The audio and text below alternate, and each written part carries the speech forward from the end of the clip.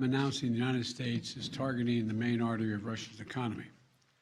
We're banning all imports of Russian oil and gas. Pemerintah Amerika Serikat resmi mengumumkan larangan impor minyak dari Rusia sebagai salah satu sanksi atas invasi Kremlin ke Ukraina. Tribun Timur mengutip Reuters Rabu, pengumuman disampaikan Presiden Amerika Joe Biden, Selasa tanggal 8 Maret waktu Amerika.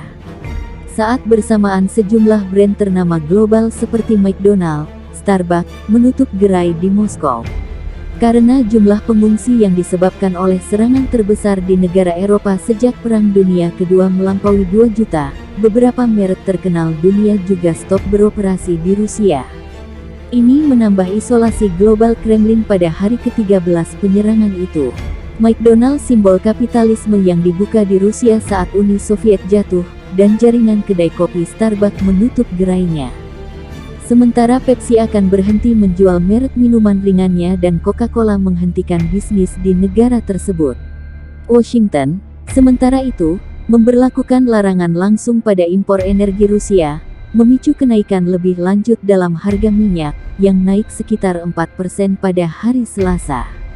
Harga telah melonjak lebih dari 30% sejak serangan Rusia dimulai pada tanggal 24 Februari. Rusia sebagai pengekspor minyak mentah terbesar kedua di dunia telah memperingatkan biaya akan meroket lebih lanjut jika Barat menerapkan larangan. Presiden Amerika Serikat Joe Biden mengatakan Presiden Vladimir Putin perlu menghadapi konsekuensi atas serangan itu. Rakyat Amerika akan memberikan pukulan kuat lainnya pada mesin perang Putin, katanya. Kremlin menggambarkan tindakannya sebagai operasi khusus untuk melucuti senjata Ukraina dan menggulingkan para pemimpin yang disebutnya neonazi. Ukraina dan sekutu Barat menyebut ini sebagai dalih tidak berdasar untuk invasi yang telah menimbulkan kekhawatiran akan konflik yang lebih luas di Eropa dan dapat memberikan pukulan lebih lanjut terhadap ekonomi dunia ketika mencoba untuk pulih dari pandemi virus corona.